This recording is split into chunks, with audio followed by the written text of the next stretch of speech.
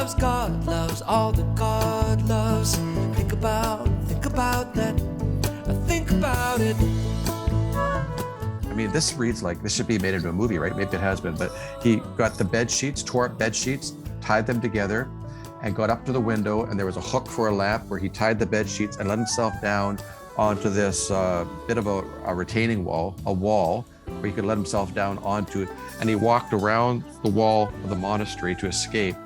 And then this is the bit of humor. This is the poem. Yeah. And then he tried to escape, right? And then he, this is the bit of humor. He thinks, at the wall, he's at the place where he can dip into the city streets of Toledo. And he jumps down the wall and he lands in the courtyard of a Franciscan nunnery. So a Franciscan convent. And it's like, oops, I jumped into the wrong place. Historically speaking, a way station is a rest stop for weary pilgrims at the end of their day of travel. It's a safe place to get a meal, to replenish supplies, and rest up before the next day's journey.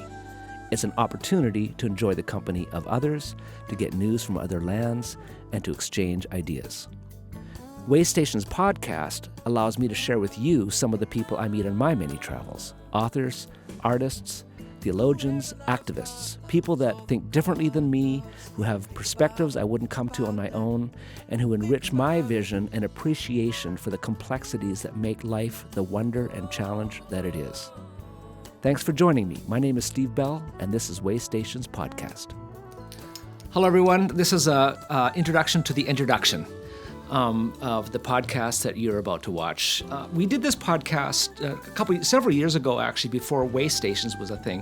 It was like a one-off we did during COVID, where I talked to Dr. Bruce Hindmarsh about the life and teachings of St. John of the Cross. You would know him from the poem Dark Night of the Soul. I wrote a song called Dark Night of the Soul. So basically, his St. John of the Cross's Saints Day is coming up December 14th, and we thought we should pull it into this Way Stations format. So that you can see it if you missed it back then.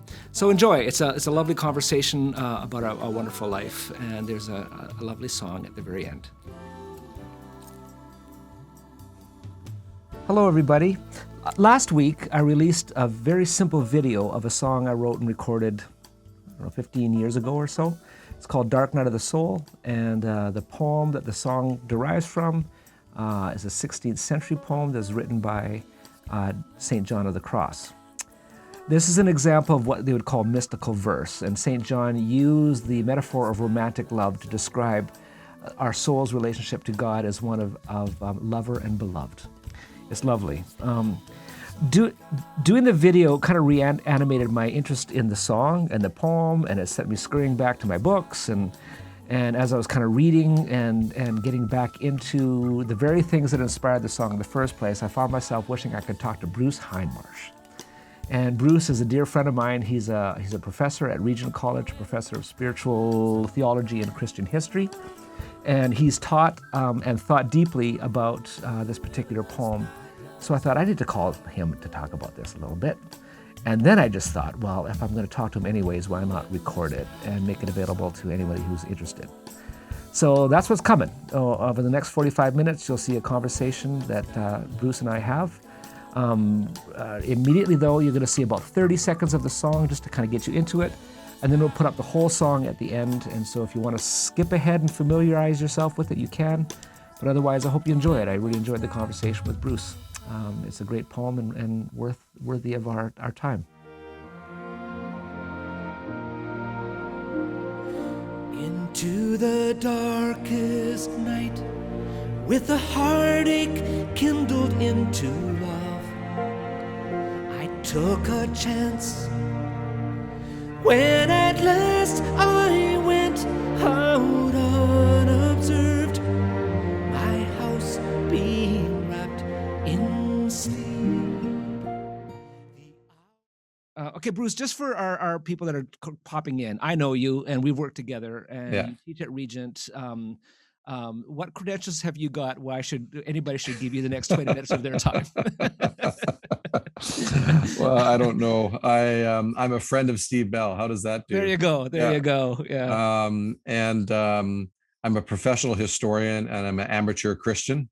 And I've been sort of reading the classics for a lot of years, and I feel like I'm still plumbing the classics, and I read them with some fantastic students every year.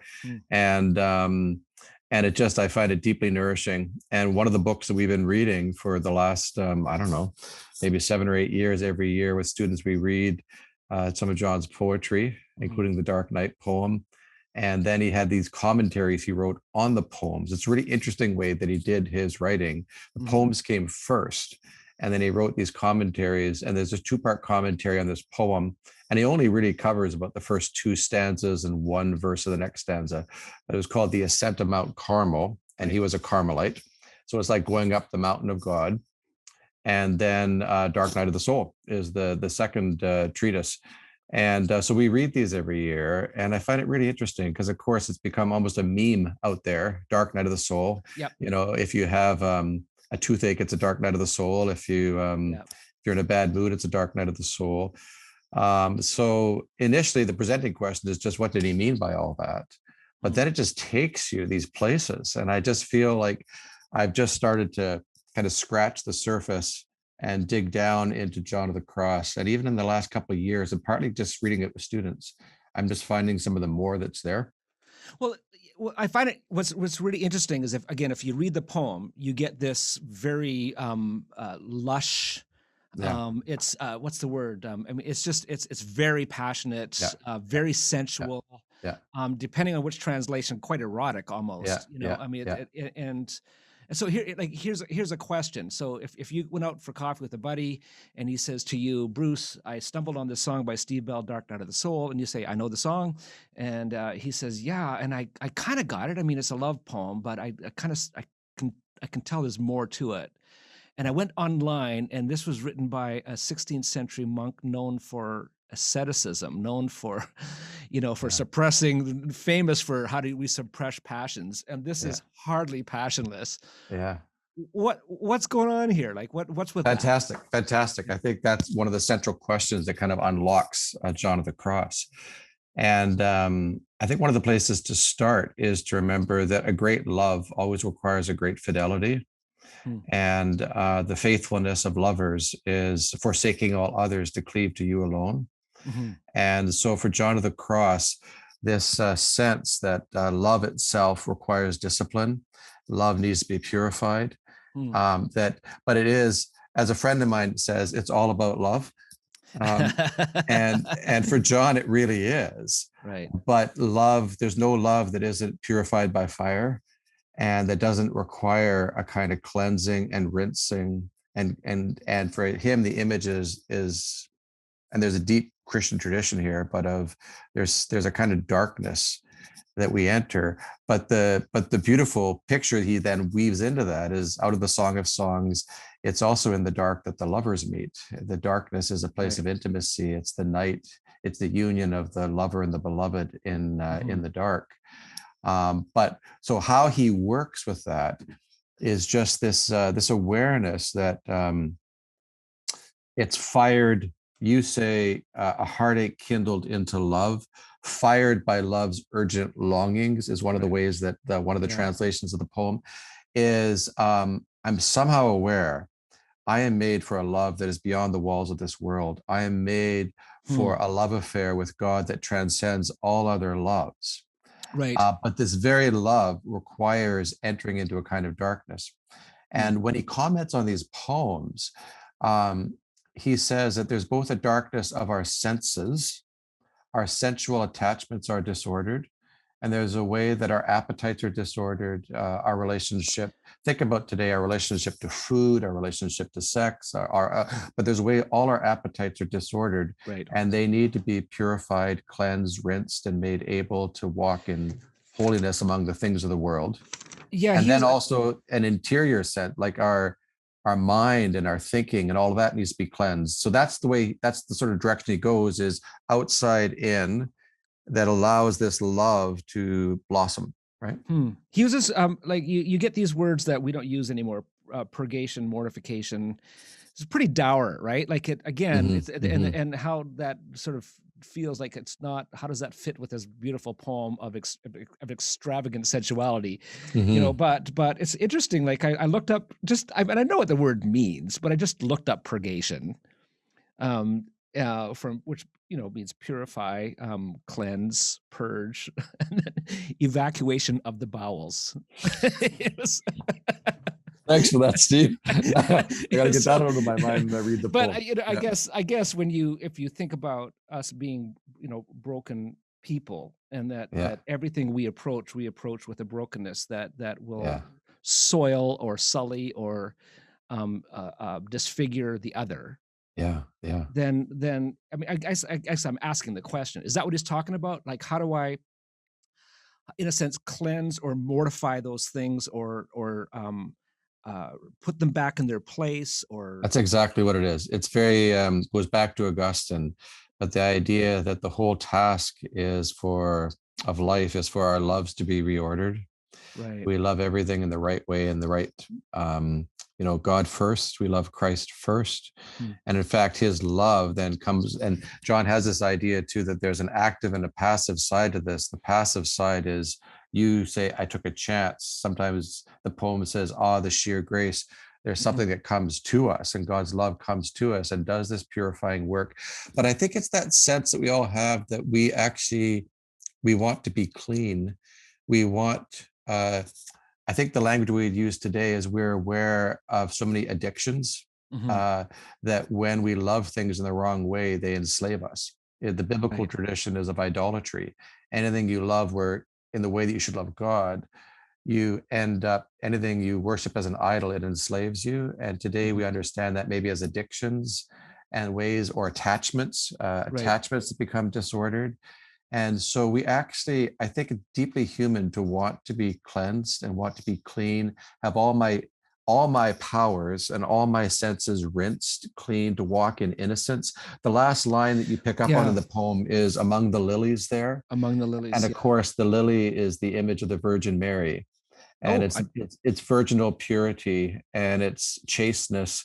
And the idea is a kind of a cool morning innocence, to be back in Eden.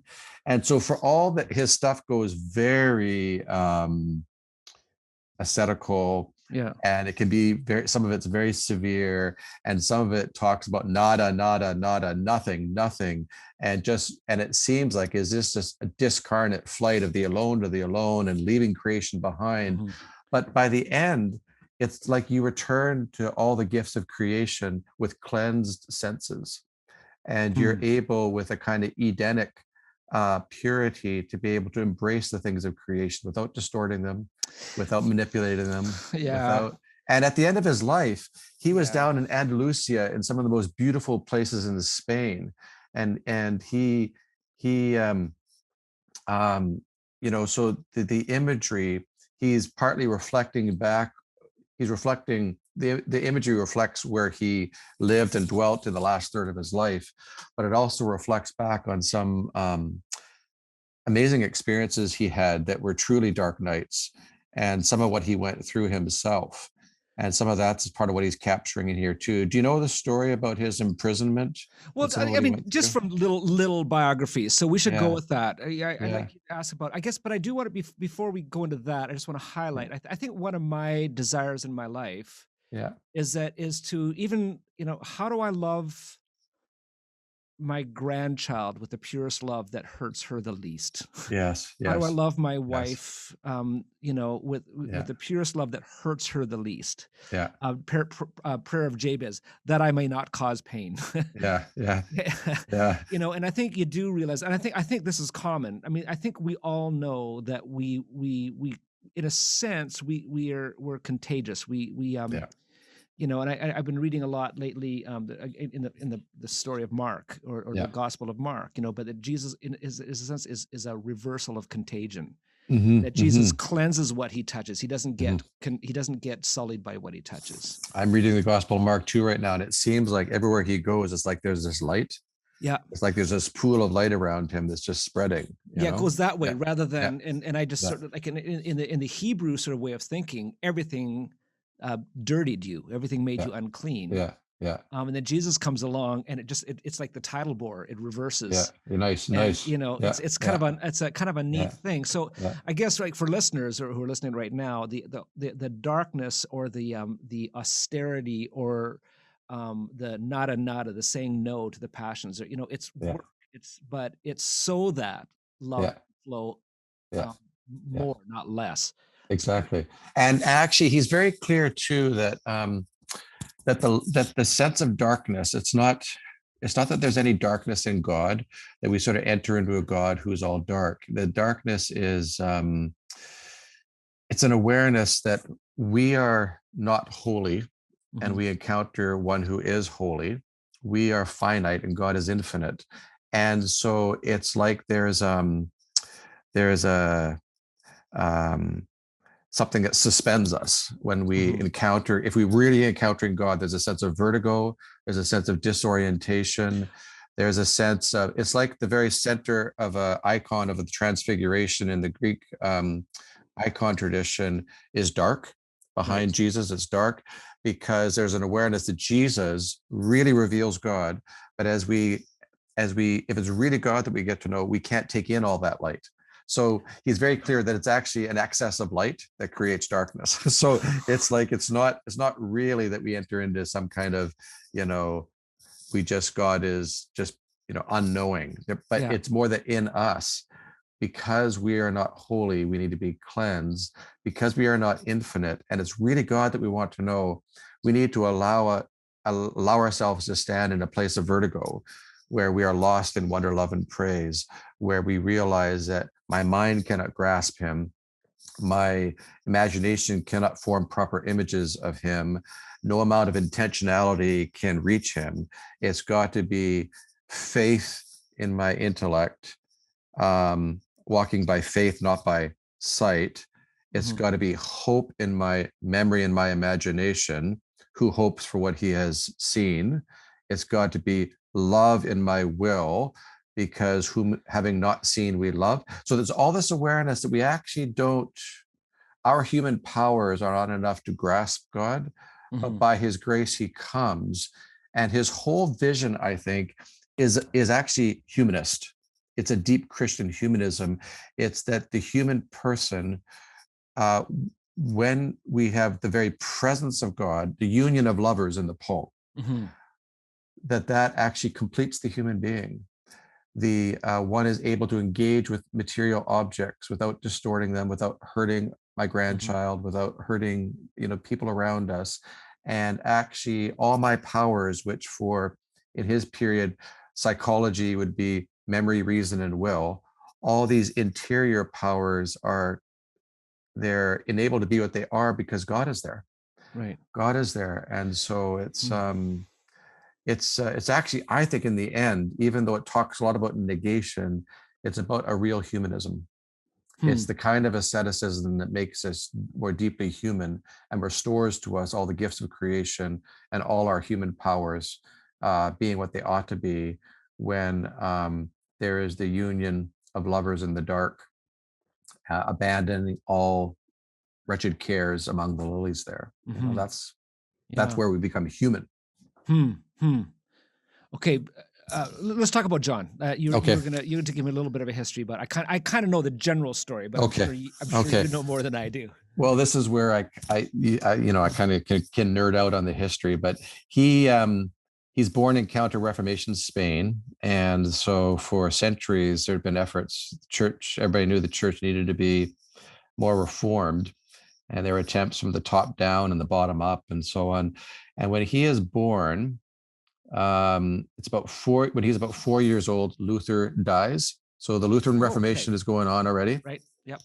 When he is born, Calvin's writings are starting to make their way in the world.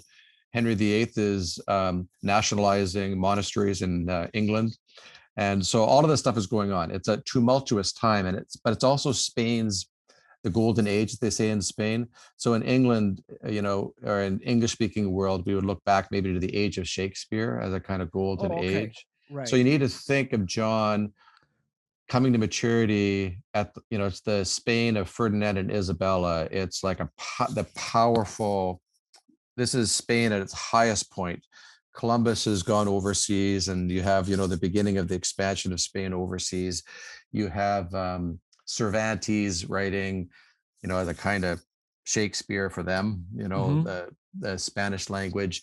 You have great artists will be coming on the scene, like Velázquez painting wonderful religious paintings. But the very center, as the Catholic Church itself is seeking to reform itself at this time, not just the Protestant Reformation. They've got stuff going on doctrinally, Council of Trent, and practically to reform the ministry. But the heart of the spiritual renewal is in Spain. And the heart of the spiritual renewal revolves around Ignatius Loyola and the Jesuits, right. Teresa of Avila. Who's an actual contemporary. A contemporary and close friend. And she's actually, you can't think about John without thinking about her, right. And John of the Cross. And these three figures join in the whole reform movement as it's going on in Spain, which is controversial, which is difficult, and so on. But they have an enormous and lasting impact on Catholic and indeed Christian spirituality that comes out of this period. So that's sort of part of the historical context, and indeed the literature, the poetry of John, and some of the writings of Teresa are considered sort of classics of the Spanish language, just in terms of language and literature. Right. Yeah. The loftiest poet of Spain. Yeah, exactly. Yeah. So Castile, sort of north central Spain, north of Madrid. The first 2/3 of his life are in that area. Last third of his life is in Andalusia in the south. The important things probably to know is he is dirt poor, and he experiences grinding poverty as a child. So his father kind of married a woman who is weaver class, sort of a textile, home textiles, and his family disowned him for marrying down. Oh, okay. And then by the time John is about 3 years of age, his father dies, and you have a single mom with 3 kids, and they are desperate, absolutely desperate. Right. It may even be that he had 2 other brothers. He is the youngest. He's very short, by the way, 4 foot 11 inches. No, like John of the Cross. I've got this image of him being like a tall drink of water. I did too. Slowly. Yeah. Okay. Yeah. Or the Spanish. Yeah. Yeah. Oh my goodness. Yeah. No, he's a little guy. And, but he had 2 brothers, and it may even be that his middle brother died of starvation. Like it was that really grim. Poor. And they went for a while to from Fontiveros, where he was born, down to Toledo with some relatives, and one of his brothers, his older brother, was abused, and I mean, it's just horrific stuff went on. They end up in Medina by the time he's about 9 years old, and he's basically in a kind of orphanage. I mean, and his mother is kind of making her way, and he's learning a little bit, an orphanage school, and they're trying to train people for trades to give them something to do, and he doesn't seem to be very suited to any of these trades. And they ended up getting him working at the hospital. And basically, Steve, this hospital is for people with contagious diseases, and his gentleness, he was seen to have a gift for nursing people.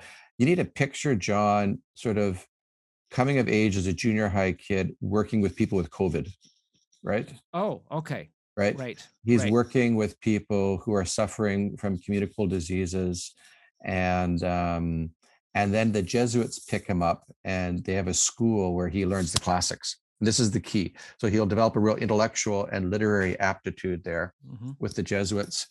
He ends up, by the time he's sort of reaching the end of high school, if you like, early 20s, he becomes a monk, becomes a Carmelite.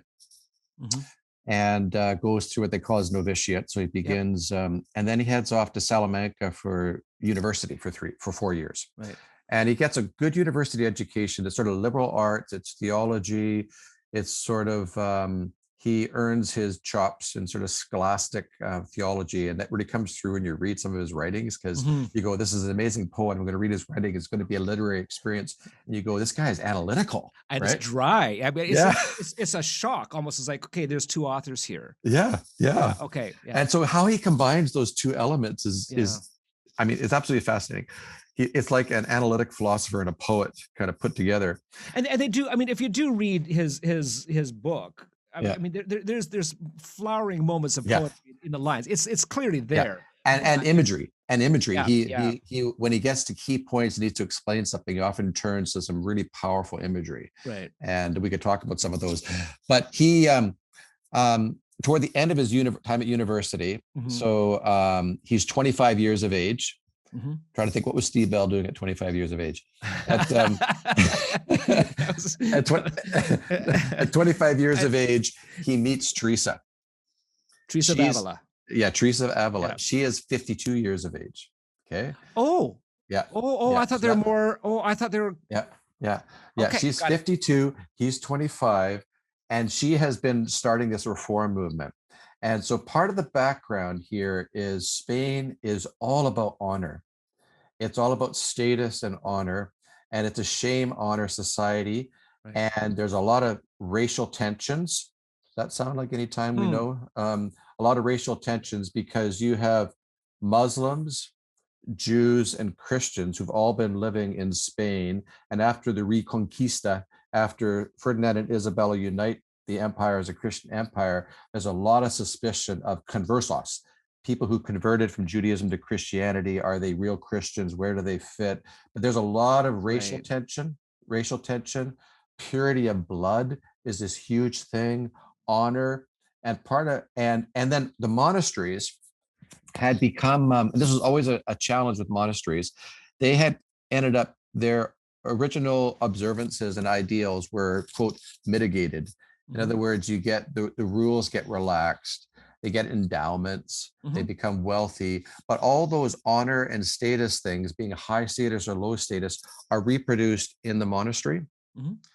And then most of the day is taken up with liturgical prayer, like morning to night. And so the way the reform direction went with Teresa, it's like, first of all, small houses. You have to think almost like a community house, 12 women. And she was ruthless about no honor or status within the convent. We are only, Christ is his majesty. He's the only one who's honored. The rest of us are friends. And so wherever it seemed like honor and status were reasserting itself, she just shut it down. It didn't matter who you were in the world. When you joined this community, we're friends. Wow. And it was returned to simplicity. They called themselves discalced, which means unshod, barefoot. And so they weren't going to live on endowments. They were going to live on donations, like Steve Bell. And and they're going to just, they weren't going to, they're going to live simply. Would she have been influenced by Clare? The Franciscans were a huge influence. Okay. A huge influence, the whole Franciscan tradition. I don't know about Clare herself, but and there's a huge Franciscan background within Spain. There had been, so I described how the monasteries had become kind of rigid, more wealthy, and a part of the whole status culture. There were these movements going on that Teresa was a part of. The Recaldidos, I'm not pronouncing that right, but there was this movement towards interior prayer. But then there was this extreme version of it, the Alumbrados, that were like crazy charismatics. They were just seeking experiences and funky experiences, and there were sexual scandals and immorality. And all over top of all of this, the Inquisition is trying to sort this all out and shut stuff down. So it took a lot of courage for Teresa to push for these reforms, because anytime you're pushing against vested privilege and pushing against money and status and power, there are people who didn't want this to happen, or that threatened their privileges, right? So that's the reform movement. But at the center of it was prayer. Okay. And the idea that it isn't going to be all just about verbal written prayers all day, but we're going to take time for private prayer, interior prayer, what they called mental prayer. And we're going to make sure there's time for that every day, and that the primary calling is to prayer.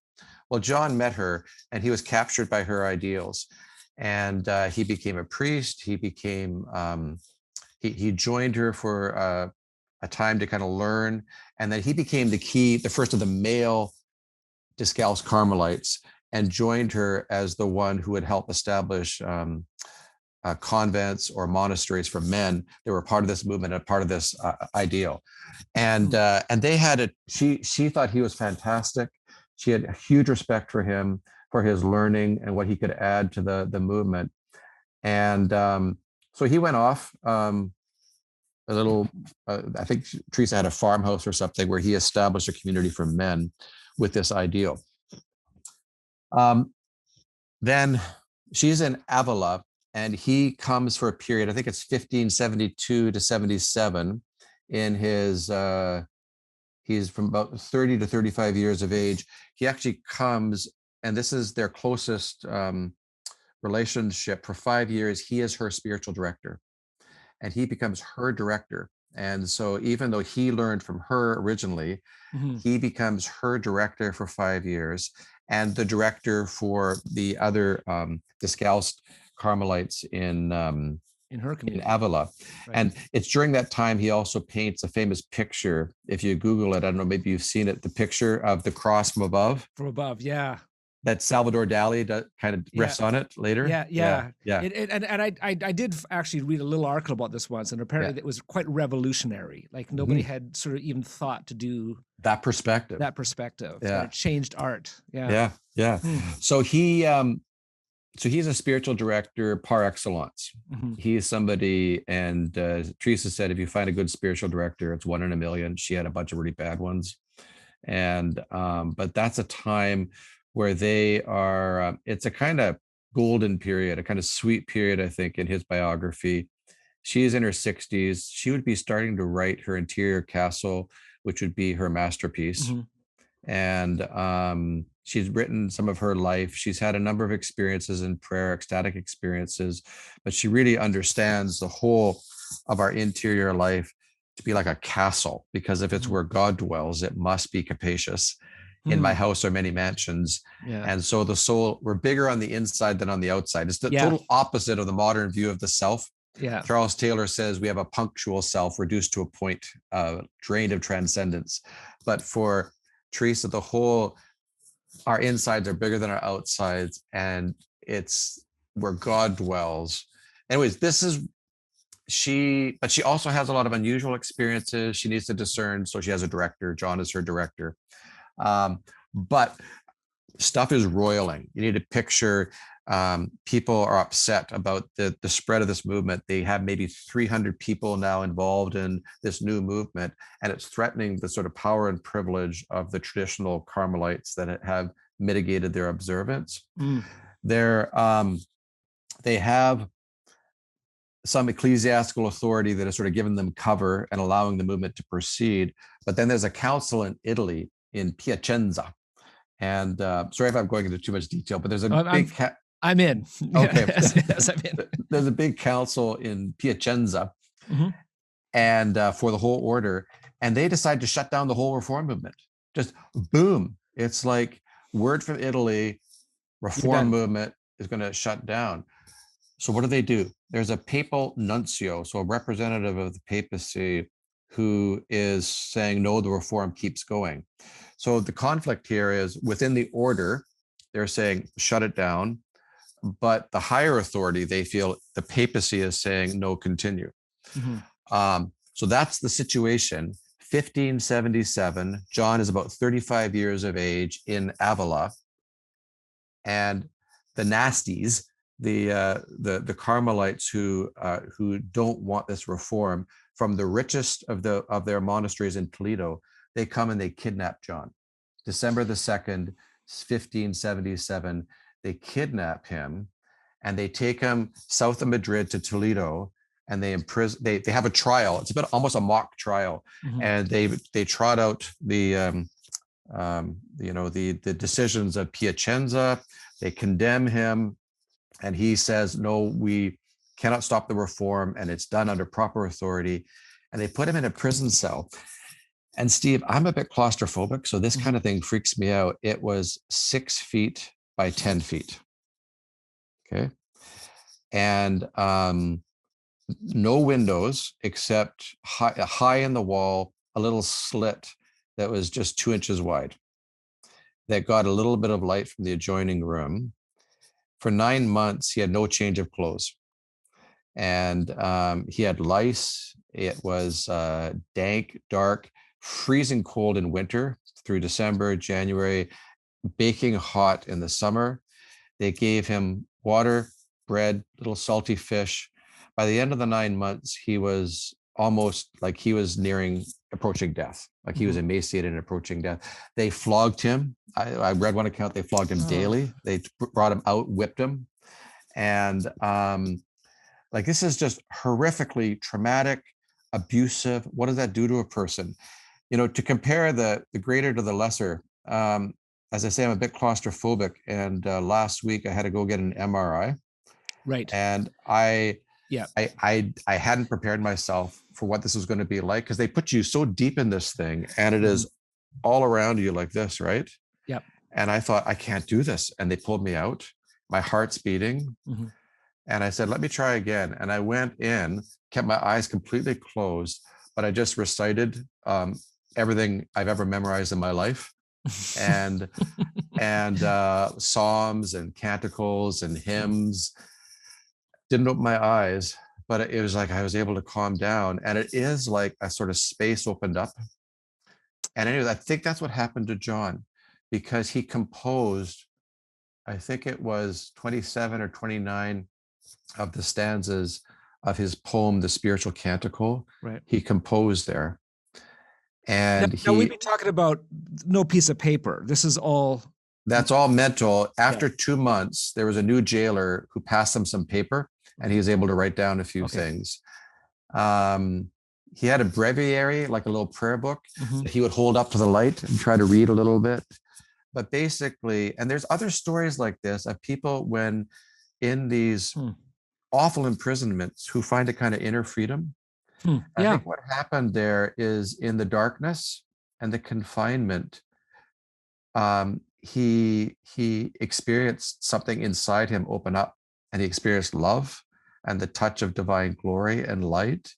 And there was an interior spaciousness that, he had to be traumatized, but people talk these days about resilience. There was something inside him that I think was able to get through that. And so some of the lines, even in your version here, I was thinking of, reflect that sense of to discover in the barren dark. In the barren dark, yeah. The one I knew so well. I think that's what happened to him there. And this, he didn't like to talk about it, but that had to be the turning point in his life, 35 years of age, to go through this. Well, he, when he's on the point of death, instead of giving in to death, which is probably what I would do, just despair and die. But he developed a plan, because he was occasionally let out enough to see that for little moments, to see that in the next room there was a window. And so he loosened the screws and gradually worked loose the hinges on the door, enough that when the guards were away one night, he just banged on this thing and got it to break open, got the door to break open. And then, this reads like this should be made into a movie, right? Maybe it has been, but he got the bed sheets, tore up bed sheets, tied them together, and got up to the window. And there was a hook for a lamp where he tied the bed sheets and let himself down onto this bit of a retaining wall, a wall where he could let himself down onto it. And he walked around the wall of the monastery to escape. And then this is the bit of humor. This is the poem. Yeah. And then he's trying to escape, right? And then he, this is the bit of humor. He thinks, at the wall, he's at the place where he can dip into the city streets of Toledo. And he jumps down the wall and he lands in the courtyard of a Franciscan nunnery. So a Franciscan convent. And it's like, oops, I jumped into the wrong place. But he finds some loose masonry and is able to climb out up the wall, down into the streets of Toledo. And emaciated at the point of death, he finds his way to a treason convent where they take him in and nurse him. They secretly have him at the hospital of Santa Cruz. They have him nursed back to health. And then they have a kind of covert meeting of the reform movement, and they send him to Andalusia. And that's where at El Calvario, in the beauty of the southern Spanish mountains, he starts over again. And that's where he writes. That's where he does spiritual direction. And interestingly, he reflects on the poetry. The poetry is the dense, central, spiritual sort of power. And then he reflects on it. He teaches at the university, his university teaching he does. He's an organizer. He founds like 7 or 8 of these monasteries. He but that's where the writing happens, and that's where he develops the Dark Night of the Soul poem and the commentaries on the poem. But when you know what he experienced, then you know that it's not just a metaphor. Like, he actually went through this, right? Right. Wow. Yeah. I mean, I guess because the poem is so romantic. Yeah. Right. I mean, it just really is. I mean, you just always feel like Yeah. you're 18 and Yeah. you're just in Yeah. love with Mary Sue and you can hardly breathe. Yeah. When she Yeah. walks in the room. I Yeah. mean, it's got that, Yeah. you know, that to it. So you Yeah. can't really, I mean, you can't imagine this is behind it. Yeah. Although you sense something is. I mean, Yeah. that's the thing. You just kind of know this is more than just, Yeah. yeah. But what he found, I mean, isn't it something, Steve? You think about all the brokenness of life and the harsh things that people go through, that in the midst of that experience that is dehumanizing, what he found was love, you know? Gosh, yeah. What he found was a world of love, that he found an intimacy beyond the walls of the world that sustained him. And he found to discover in the barren dark, the one I knew so well. And it made all the difference, you know? And that's why I say, I think, despite all of the talk of negation and darkness and, you know, denuding oneself of mental images and all this kind of stuff, it's really about a deep Christian humanism, about recovering our humanity, and that we're not really human until we have met in the dark the one we love so well, until we have Christ dwelling within and renovating, transforming our experience of the created world, all our sensible life, all our interior life. When Christ is there, then it's really transfiguring. And I think that's what he was ultimately after. It wasn't just negation. You can find that anywhere. And it was something more. Yeah. This isn't taming a beast so that you can get it to, you know, plow your field. Yeah. It's not that sort of that cruel, you know, the beast has no value. I have a purpose, so I'm going to tame my body so I can accomplish a task. You know, please the deity or whatever. It's for freedom, right? It's a bit like you and I both love Francis of Assisi, and it's a bit like in his giving up all things, he receives all things. Yeah. And he can write one of the first and most powerful laude, the kind of Italian vernacular poems, all creatures of our God and King, and celebrate creation. It's like you receive it all back again. Yeah. And I think that happened for John. He received it all back again, you know? So what's the gift of the poem for, okay, I think a lot of people that are watching this or listening to it, again, this is we can hardly imagine the world that he was in.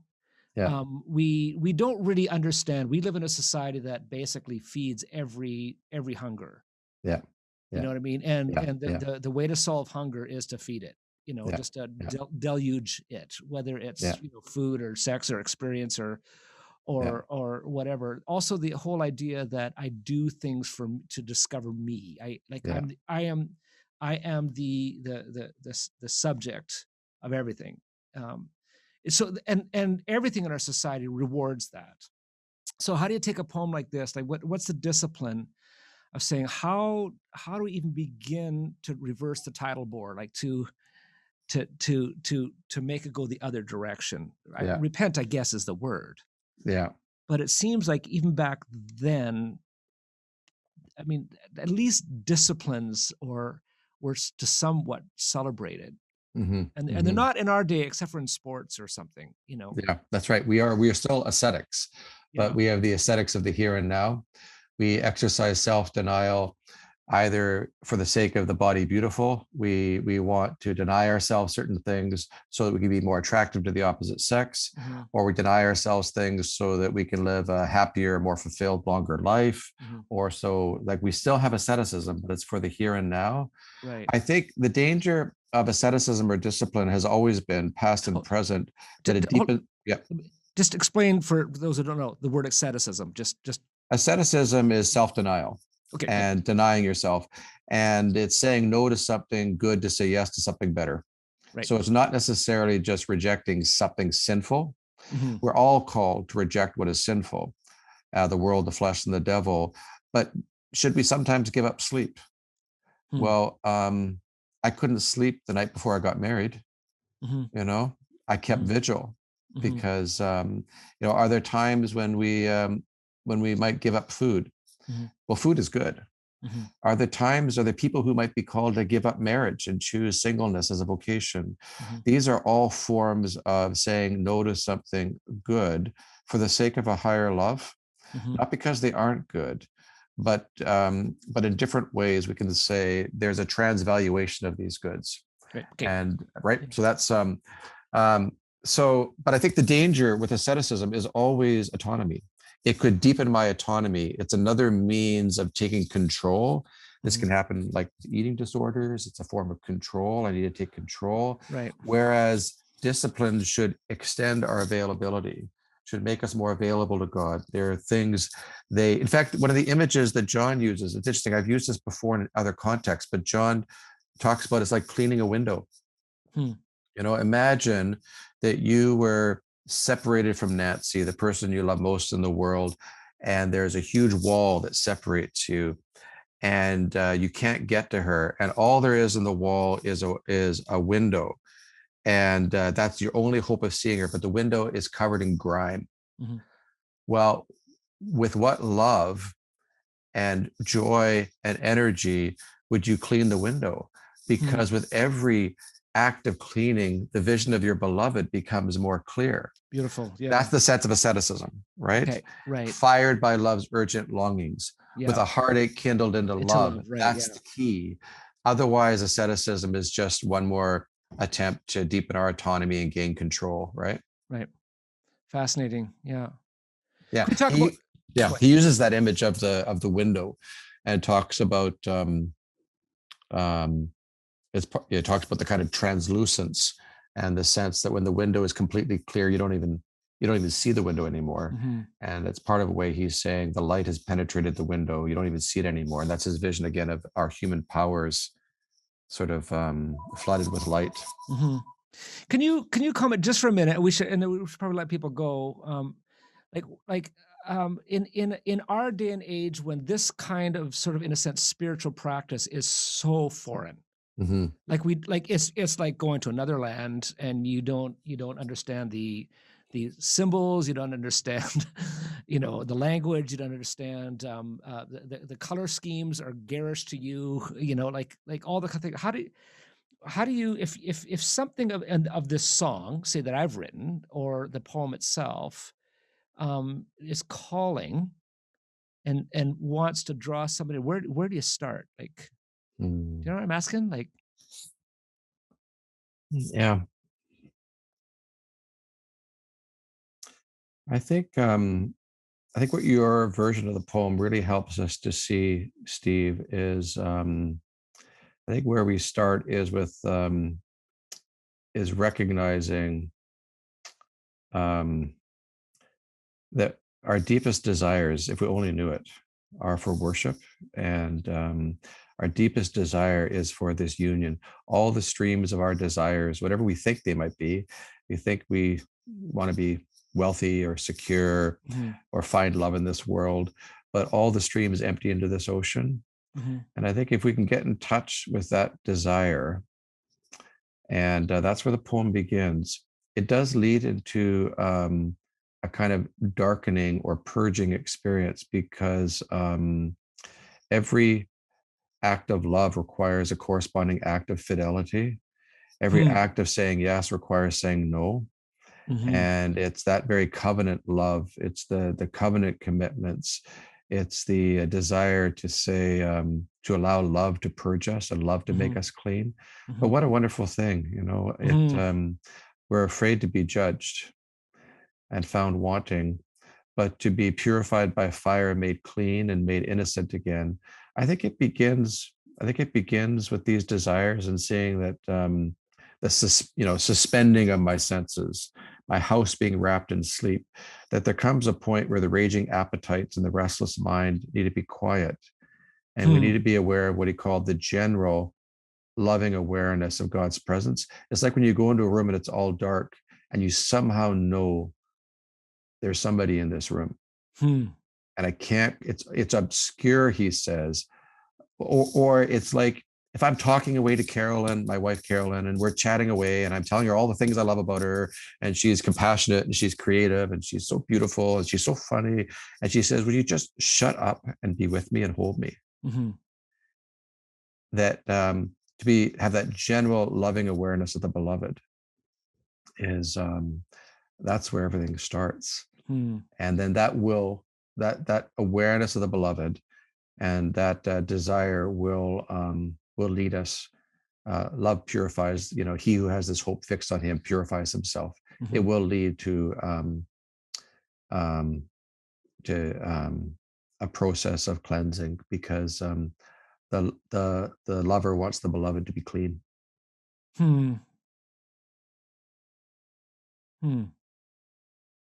It's funny, like I put out this new video, which is why I called you, so we could sort of talk about this thing. And I haven't really actually thought about the song for quite a while. And I perform it, and I trot out my normal, introductions that I do at concerts and all that kind of. But for whatever reason, I don't know if it's because what we've gone through with COVID, with the Trump years, like all this sort of trauma, like this doesn't even it pales compared to what we've talked about with John of the Cross. But it sort of feels like I am re-engaging this song from a place of trauma that I wasn't in when I wrote it in the first place. Like it's a different, it's growing with you. Yeah. And so there's something this like I often find this with my best songs. My best songs always become my mentors. And I don't know how to explain that. No, I understand. Yeah. But I do find that my better work, I think I write it for my future self, from some place of wisdom that I don't actually have. So I don't know how to describe all that. Yeah. But I find that this song has been waiting for me in a sense, coming out of the experiences that we've had. And with that also is, the death of my father, different other things, concerns amongst my kids and grandkids, and tragedies and sorrows and fears, all those kinds of things put together. And then all of a sudden this song, we put it out again, and I just find it sort of saying, like, attend, there's something here. And so I'm happy to put it out again for folks. And I just want to thank you for kind of setting it for us, because we are in and coming out of trauma that, and I guess there may be a way of doing it well. Yeah. That we don't return to all the same lusty behavior. Yeah. So that the passions can be cleansed and purified, and so that there can be love without harm. Yeah. Which would be lovely, wouldn't it? Yeah. Well, wouldn't that be a lovely thing? That is. That we could do whatever work that we need to do so that we can nurture love and desire in a way that flourishes the other, not diminishes, and whether it be human creation or non-human creation. Yeah. Yeah. Thank you. That's good. Thank you, sir. Thank you, my friend. Nice to see you. You too. Okay. Good to chat.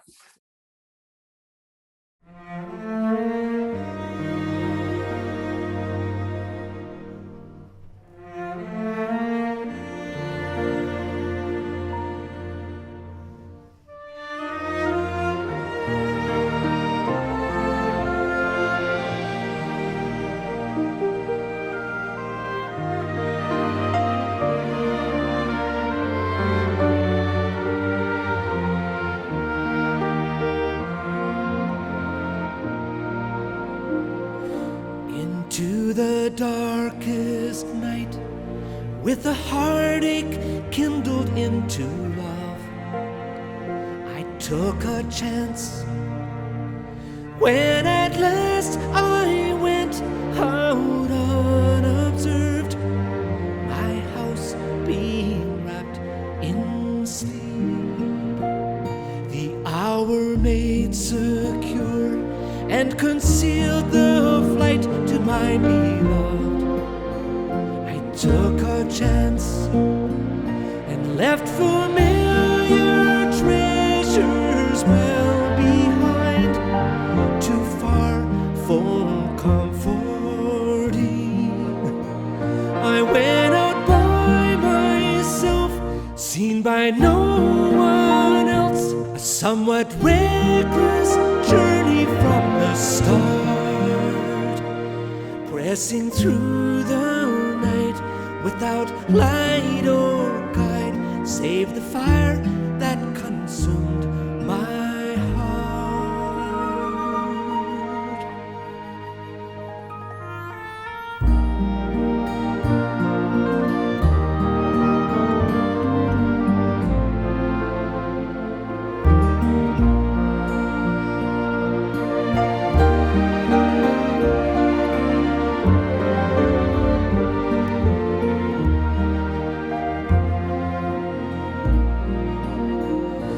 Bless the starless night, a night by far more lovely than the dawn. Oh, happy chance to discover in this barren dark the one I knew so well. And there with my love I rested, fanned by a cooling wind, wounded by love's caresses, suspending all my senses. Bless this happy night that unites the lover and the loved. Oh, happy chance to abandon every wretched care among the lilies there.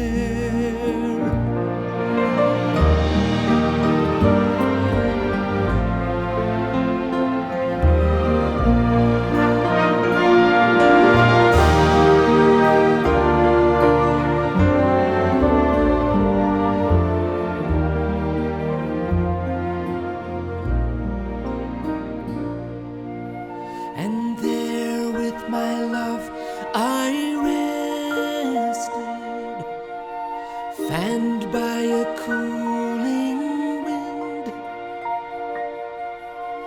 wounded by love's caresses, suspending all my senses. Bless this happy night that unites